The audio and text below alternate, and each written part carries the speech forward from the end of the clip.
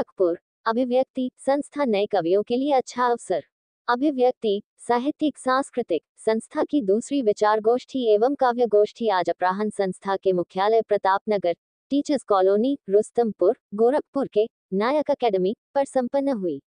गोष्ठी की अध्यक्षता प्रतिष्ठित भाषाविद संपादक समीक्षक प्रोफेसर रामदर्श राय ने तथा कार्यक्रम संचालन शशिबिंदु नारायण मिश्र ने की। कार्यक्रम में बतौर मुख्य अतिथि वरिष्ठ पत्रकार राघवेंद्र दुबे भावजी रहे। गोष्ठी के प्रथम चरण में रवींद्र मोहन त्रिपाठी ने गोरखपुर जैसे शहर में अभिव्यक्ति की जरूरत बताई। पत्रकार भावजी ने संस्था के उद्देश्य और सार्थकता पर विचार विमर्श किया। अभिव्यक्ति की तीसरी गोष्ठी जो जून के प्रथम रविवार को आहूत की गई है, उसमें वागीश्वरी मिश्र वागीश की रचनाओं पर प्रोफेसर रामदर्श राय और वीरेंद्र मिश्र दीपक अपना समीक्षात्मक आलेख पढ़ेंगे। दूसरे चरण में काव्य गोष्ठी का आयोजन किया गया। काव्य गोष्ठी का प्रारंभ श्वेता सिंह द्वारा सस्वर सरस्वती वंदना से हुआ। उसके बाद कवि सत्यशील राम त्रिपाठी ने नेताओं के फरेबी चरित्र पर कविता पढ़ी, जिन्होंने फूल तोड़े, पेड़ काटे, डालियां बेची। वही संसद भवन में कर रहे बागान के चर्चे। डॉक्टर फूलचंद प्रसाद गुप्त ने पढ़ा, ऊपर से खूब सटल बा, भीतर भीतर बहुत कटल बा। विनोद निर्भय ने बहुत गंभीर कविता पढ़ी, किसी को जिंदगी कुछ भी यहाँ यूं ही नहीं देती, जिसे जो भी मिला समझो कभी कीमत चुकाई है। सृजन गोरखपुरी ने सोने की लंका हो चाहे मिथिला हो, हिरनी को हर हाल में कसाई से लड़ना है, शेर पढ़कर गोष्ठी को अलग दिशा दी। अरुण ब्रह्मचारी की इन पंक्तियों की काफी सराहना हुई। पासे वफा का दोस्त मेरे कुछ ख्याल कर, पत्थर न फेंक मेरी तरफ यूं उछाल कर।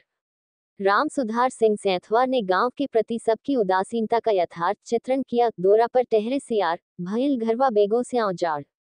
वीरेंद्र मिश्र दीपक ने सामाजिक यथार्थता का चित्रण करते हुए कहा, आपस में अपनों से कटे हुए हम, कीचड़ में पत्तों से अटे हुए हम। वरिष्ठ कवि वागीश्वरी मिश्र वागीश ने पारिवारिक जीवन में उथल पुथल का यथार्थ वर्णन किया। फेंकी दीहली थरिया, पड़ोसी की द्वारी, बुढ़वा ससुर की सुनावे लगली गारी। कुमार अभिनीत ने शोषण पर प्रहार करते हुए पढ़ा, मनी के मारी के बनवलस जो कोठी, अटकी गटैया में खैबस जो रोटी। राम समुज सांवरा ने अपने भोजपुरी गीत में पर्यावरण की महत्ता पर गीत पढ़ा, पेड़वा कटाता गांवे गांव, मुहाल होता निबिया के छांव। गोष्ठी में श्वेता सिंह, हरिशरण पति त्रिपाठी, सुशीला गुप्ता मुदिता, डॉक्टर अरविंद कुमार मिश्र, विवेकानंद मिश्र, दीपक कुमार आदि शहर के लगभग 2 दर्जन कवियों कवयित्रियों ने काव्य पाठ किया। मुख्य अतिथि राघवेंद्र दुबे भावजी ने अभिव्यक्ति शब्द के अर्थ और उपयोगिता पर प्रकाश डालते हुए कहा कि 90 दशक में पूंजीवाद के वर्चस्व बढ़ा और पूरा जीवन बाजार के हवाले हो गया है, उसका साहित्य पर गहरा प्रभाव पड़ा है।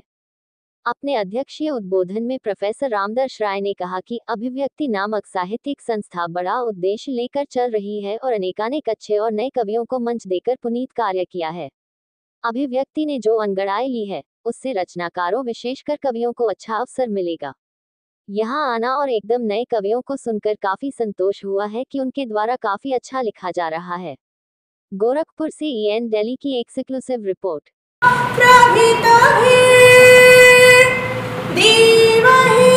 सदा वंदिता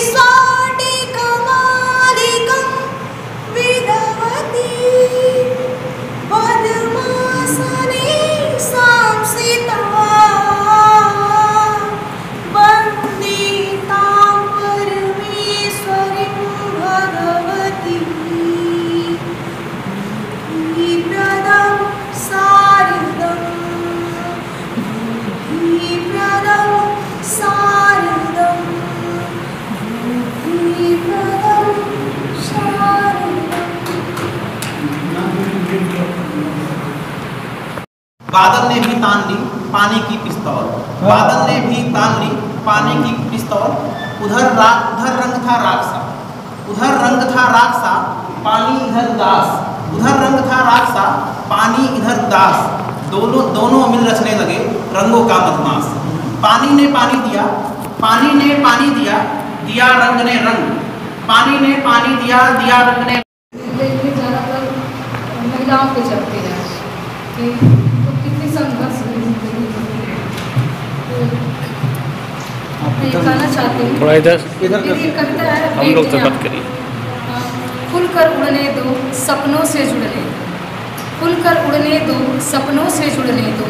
सरहद की है चोटियाँ ये बेटियाँ, ये बेटियाँ। वाह वाह वाह वाह, अच्छा है। हर आंगन की लक्ष्मी देश की है सरजमी, हर आंगन की लक्ष्मी देश की है सरजमी। करो ना इनकी बोटियाँ ये बेटियाँ, ये बेटियाँ, ये बेटियाँ। दे दो इतनी शिक्षा, दे दो इतनी शिक्षा कि कर सके हर पास परीक्षा। दूर हटाए हर बाधा बनकर किशन की राधा। उच्च है इनकी श्रेणियाँ ये बेटियाँ, ये बेटियाँ, ये बेटियाँ। अच्छा वाह, अच्छा बहुत। कार्यक्रम हो रहा है, ये किस तरह का कार्यक्रम है? सन 1992 में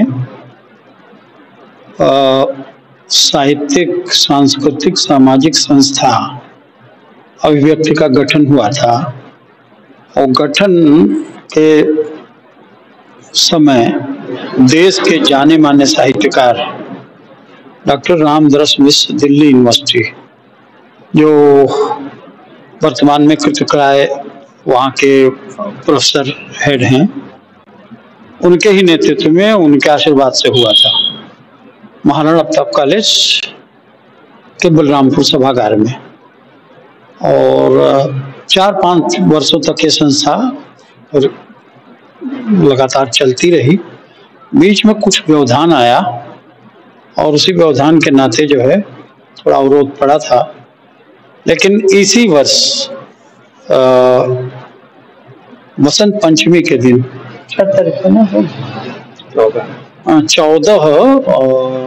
फरवरी निराला जयंती और वसंत पंचमी के दिन फिर से पुनर्जीवित करके इसको हम लोगों ने इस पर कार्यक्रम किया।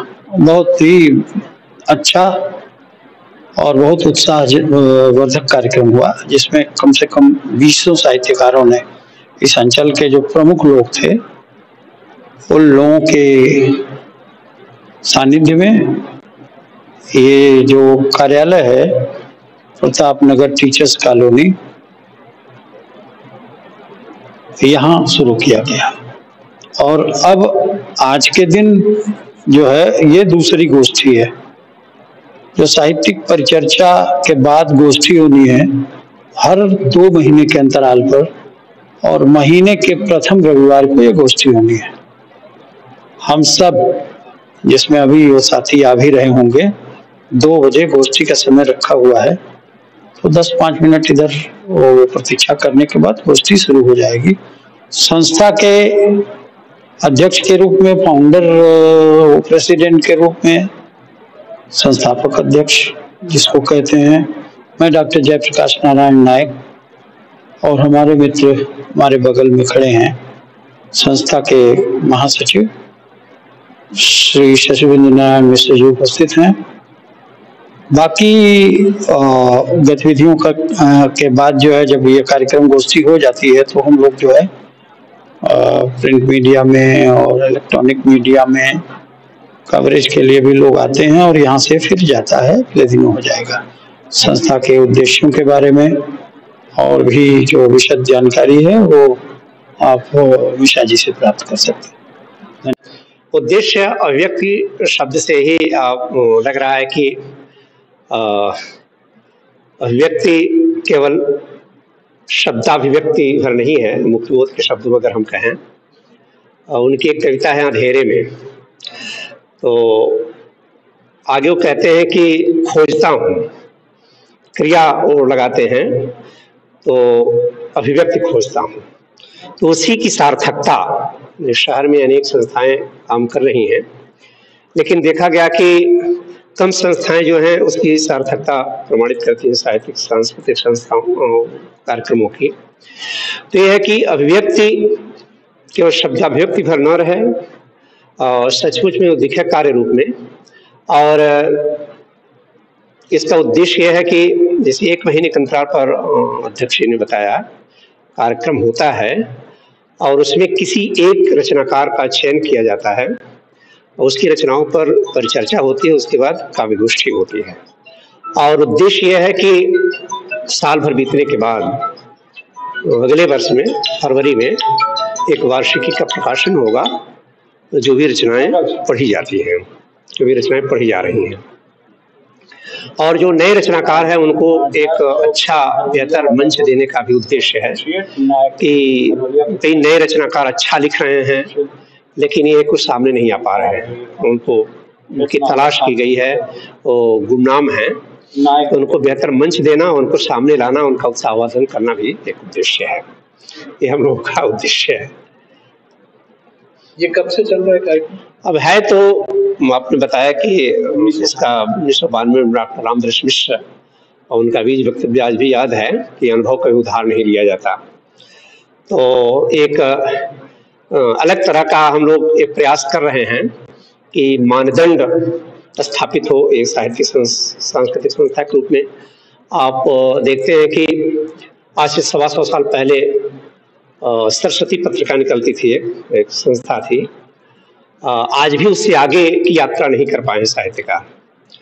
तो महावीर प्रसाद द्विवेदी उसके मूल संस्थापक थे, रेलवे में मामूली नौकर थे, क्लर्क थे, लेकिन जो उन्होंने मानदंड स्थापित किया है वो भी सबके लिए आदर्श है, वो प्रेरणा स्रोत है।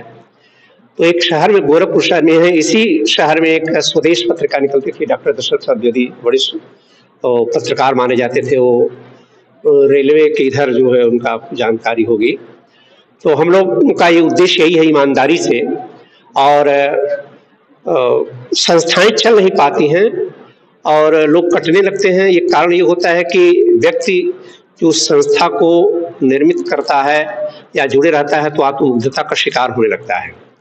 आत्मरथ का जो भाव है वह नीचे ले जाता है कि हमारी संस्था है तो हम ही सम्मानित रहें, हमारी ही प्रशंसा हो, हमारा ही सम्मान हो। इससे थोड़ा हम लोग बचने की कोशिश कर रहे हैं। एक बार पिछली बार की गोष्ठी में वीरेंद्र मिश्र दीपक दैनिक जागरण में थे, आप उनको जानते होंगे। उन्होंने रिपोर्टिंग तैयार की तो अपना नाम उन्होंने नहीं डाला। तो हम लोग इससे बचने की कोशिश कर रहे हैं कि दूसरों को मौका मिलना चाहिए, दूसरों का भी उत्थान होना चाहिए और दूसरे की रचनाओं की भी हम कद्र करें, दूसरों को सामने लाएं, तो अपने ही सामने ना रहे। इस मंच के बहाने या संस्था का गठन करके इससे हम लोग मुक्त हैं। आज की जो युवा पीढ़ी है वो लिटरेचर से बहुत दूर चलती चली जा रही है। हाँ, तो आप कैसे देखते हैं? हाँ, ये आपने बहुत सही सवाल उठाया कि किताबें तो खूब छप रही है हिंदी में, और अभी पद्मश्री गोरखपुर में ही हमको लगता है उनको पहला पद्मश्री प्राप्त पुरस्कार प्राप्त करना रचनाकार माना जाना चाहिए, क्योंकि गोरखपुर में पंडित विद्यानंद मिश्र थे लेकिन वो वाराणसी को होकर रह गए। तो उनसे हम लोग मिले, बधाई देने गए थे। वो बीएचयू के हेड हैं प्रोफेसर वशिष्ठ वो भी साथ थे। तो इस पर उन्होंने प्रकाश डाला कि हिंदी में बहुत अधिक रचनाएं छप रही हैं, प्रकाशित हो रही कृतियां, लेकिन पढ़ने वाले कम हैं। इसके पीछे कारण यह है कि हिंदी अंचल के लोग ही हिंदी के प्रति उतने निष्ठावान नहीं हैं। अभी मराठी साहित्य में चले जाइए, बांग्ला साहित्य में चले जाइए, मलयालम में चले जाइए, तो वहाँ के जो कार्यक्रम होता है, कोई वो बता रहे थे, उस कार्यक्रम में गए थे कृष्णनाथ तिवारी जी, तो नितिन गडकरी जैसा व्यक्ति राष्ट्रीय राजनेता है, अपनी मातृभाषा के प्रति उनको उनके हृदय में इतनी निष्ठा है कि वो कार्यक्रम शुरू होने से पहले जाकर के बैठे थे और लाखों की भीड़ थी। और यहाँ हिंदी अंचल में हिंदी के कार्यक्रम में 1000 की भीड़ भी इतनी कठिन हो जाती है। तो अब इसके लिए हिंदी के साहित्यकार भी जिम्मेदार हो सकते हैं, या यहाँ के राजनेताओं में भी कमी है कि उनकी अपनी भाषा के प्रति आकर्षण नहीं है। तो ये सबकी जिम्मेदारी है कि सरकार की भी और हिंदी अंचल के राजनेताओं की भी, कि ही अपनी मातृभाषा के प्रति, हिंदी के प्रति उनके में समर्पण दिखाना चाहिए। क्योंकि आज देखते हैं ना कि आम जनता भी और खासतौर से साहित्यकार भी नेताओं को अपना आदर्श मानते हैं। जब रोल मॉडल नेता है तो नेताओं को आगे आना पड़ेगा ना। वो दौर खत्म हो गया कि जब साहित्य जो है राजनीति के आगे जलती हुई मशाल हुआ करती थी। साहित्य जो है दिशा, राजनीति को साहित्य के द्वारा दिशा मिलती थी। आज वो चीज़ नहीं है। आज अधिकांश साहित्यकार खेमों में बट जाते हैं, बाद में बट जाते हैं, और एक गोरखपुर से दिल्ली तक की चीज दिखाई देती है। तो यह है अपनी भाषा के प्रति जो है वो निष्ठा का अभाव है नेताओं में भी, साहित्यकारों में भी, अध्यापकों में भी, जिसके कारण जो है अब पढ़ने की रुचि में कम हुई है या हो रही है। आपका शुभ नाम? शिविंदु नारायण मिश्र, संस्था में आप क्या? मैं सचिव हूँ।